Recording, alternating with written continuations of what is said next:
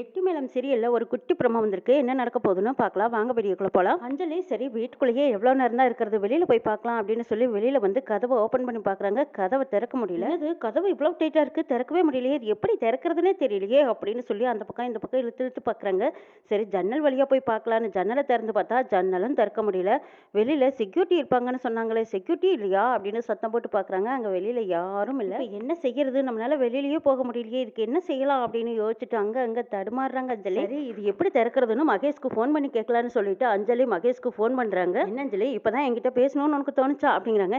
இல்லைங்க, நான் வீட்டு விட்டு வெளியில கார்டனுக்கு போலான்னு இருக்கேன், எனக்கு காத்தோட்டமா வெளியில போலான்னு ஆசையா இருக்கு, இது எப்படி திறக்கிறது, திறக்க முடியலைங்கிறாங்க. அஞ்சலி அந்த கதவெல்லாம் அவ்வளவு சாதாரணமா திறக்க முடியாது, அதுக்கு பாஸ்வேர்ட் போட்டு வச்சிருக்கேன், நான் வந்தபோது மட்டும்தான் அஞ்சலி அதை திறக்க முடியுங்கிறாங்க. அப்படின்னா எப்படியாவது சீக்கிரம் வந்து எனக்கு திறந்து விடுங்க, எனக்கு வெளியில போகணும் போல் இருக்குங்கிறாங்க அஞ்சலி. அஞ்சலி நான் ஆபீஸ் வேலையை வெளியில வந்துட்டேன், இப்போவெல்லாம் நான் வீட்டுக்கு வரவே முடியாது, அப்படியே திறந்து வச்சாலும் அது சேஃப் கிடையாது, என்னங்க செய்யறது, இப்ப சமைக்கிறதுக்கு எந்த பொருளுமே இல்ல, சரி வாட்ச்மேனோ செக்யூரிட்டி யாராவது இருப்பாங்கன்னு பார்த்தா அங்கேயும் யாரும் இல்லையேங்கிறாங்க. சரி அஞ்சலி உனக்கு சாப்பிட்றதுக்கு தானே ஏதாவது வேணும், நான் ஹோட்டல்ல வாங்கிட்டு வரேங்கிறாங்க. இல்லைங்க நானும் வெளியில வந்து பார்க்கணுங்கிறாங்க. அப்படியா சரி வா போலாம் அப்படின்னு சொல்லி அஞ்சலி உனக்கு என்னெல்லாம் பிடிக்குமோ அதெல்லாம் நானே வாங்கிட்டு வரேன், இங்கேயே உட்காந்துரு அப்படின்னு சொல்லிட்டு காருக்குள்ள உட்காந்துருக்காங்க அஞ்சலி.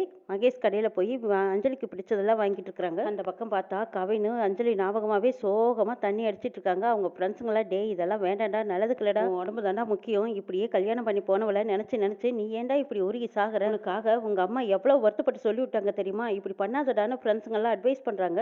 டே அஞ்சலி என்னால மறக்க முடியல, அவ என் மனசுலயே இருக்கா அப்படின்னு சொல்லவும், டே அவளுக்கு கல்யாணம் ஆயிடுச்சு, இனி மறக்கிறது தாண்டா உனக்கு நல்லது, கல்யாணத்தும் போது உனக்கு எவ்வளவு ஒரு நல்ல சான்ஸ் கிடைச்சது, உன்னோட காதலையும் சொல்லல, அவளை கல்யாணமும் பண்ணிக்கல, யாரோ ஒருத்தர் வந்து கல்யாணம் பண்ணிக்கிட்டு போனதையும் கண்ணால பார்த்த, இப்போ அவளை மறக்க முடியலையேன்னு நீ உன் உடம்ப கெடுத்துக்கிட்டு தண்ணி அடிச்சுக்கிட்டு இருக்கிறியே, இது சரியில்லடா. டே என்ன சொன்னாலும் சரிடா, என்னால அஞ்சலியை மறக்க முடியாது, என் உடம்புல உயிர் உள்ள வரைக்கும் நான் அவளை மறக்கவே முடியாதுன்னு சொல்லி பயங்கரமா தண்ணி அடிக்கிறாங்க.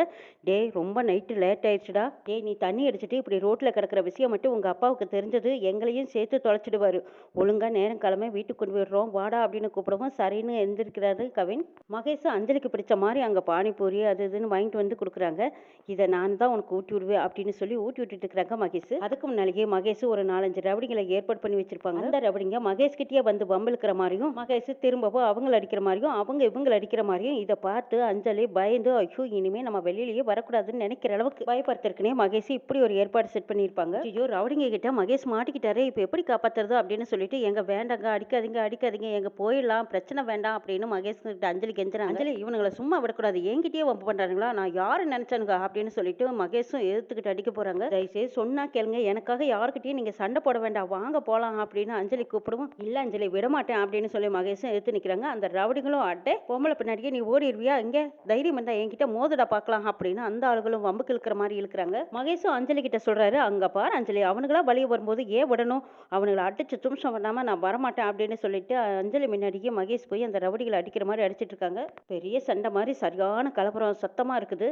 அந்த பக்கமா இருக்கிற கவின் திரும்பி பாக்குறாங்க, அங்க ஏதோ சத்தம் கலவர மாதிரி இருக்குல்ல அப்படின்னு சொல்லிட்டு எல்லாரும் திரும்பி வராங்க. கவின் உன்னாலேயே நிலைய நிக்க முடியல, இது எதுக்கு நமக்கு தேவையில்லாம பிரச்சனை, யாரோ எங்கேயோ சத்தம் போட்டுட்டு போறாங்க, வாடா வீட்டுக்கு போலான்னு அவங்க ஃப்ரெண்ட்ஸும் கூப்பிடுறாங்க. இல்லடா நம்ம கண்ணு முன்னாடியே ஏதோ ஒரு பிரச்சனை பெருசா நடந்துட்டு இருக்கும்போது அதை பார்த்தும் பார்க்காம போக முடியுமா, முடியாது, நான் போய் அது என்னன்னு பார்த்துட்டு வரேன்னு கவின் திரும்பி அஞ்சலி இருக்கிற இடத்துக்கு வராங்க. அஞ்சலிக்கு முன்னாடி அந்த ரவுடிங்களை அடிக்கிற மாதிரி அடிச்சுட்டு உங்களை சும்மா விட மாட்டேன்டா, நான் யாருன்னு நினைச்சீங்க, உங்களை எல்லாத்தையும் போலீஸ்ல பிடிச்சு கொடுப்பேங்கிறாங்க. ஏங்க உங்களுக்கு மட்டும்தான் போலீஸ் தெரியுமா, ஏன் எங்களுக்கு தெரியாது, ஒரு பொண்ணு அழகா வெளியில தேவதை மாதிரி வந்திருக்கா, நாங்க பார்த்து ரசிச்சுட்டு போறோம், இதுல உனக்கு என்ன வலிக்குதோ அப்படிங்கிற மாதிரி திமுறா பேசிட்டு இருக்காங்க.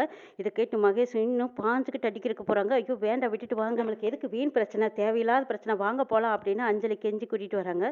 பாத்தி அஞ்சலி என்னெல்லாம் சொல்லிட்டு இருக்கானுன்னு, இவனுங்களை சும்மா விடக்கூடாது, கொன்னே போட்டுறோம் அப்படின்னு சொல்லி சரி பாஞ்சுக்கிட்டு போற மாதிரி போகவும் அஞ்சலி தடுத்து நிறுத்தி சமாதானம் பண்ணி கூட்டிட்டு வர்றாங்க. அஞ்சலி இதுக்கு தான் சொன்னேன் நீ வீட்டோட இருன்னு, பாத்தியா இப்படி எப்படியெல்லாம் என்னெல்லாம் பேசுறாங்க பாருங்கிறாங்க. அஞ்சலி உன்னை யார் என்ன சொன்னாலும் அதை என்னால ஏத்துக்க முடியாது அப்படின்னு மகேஷ் சொல்லவும், பரவாயில்ல விடுங்க இது சாதாரண விஷயம் தானுங்கிறாங்க அஞ்சலி.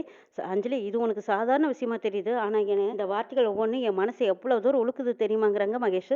அஞ்சலி இனிமே நீ வெளியிலேயே வரக்கூடாது, வீட்டோட தான் இருக்கணும்னு சொல்றாங்க. இதை கேட்டதும் அஞ்சலி அப்படியே திக்குன்னு திருதுன்னு முழிக்கிறாங்க. யாரோ ஏதோ என்னமோ சொன்னதுக்காக என்ன சிறை வைக்க பாக்குறீங்களாங்கிற மாதிரி அவங்க பார்வையில தெரியுது. இன்னும் என்னெல்லாம் நடக்க போகுதுன்னு நாளை எபிசோட்ல பார்க்கலாம்.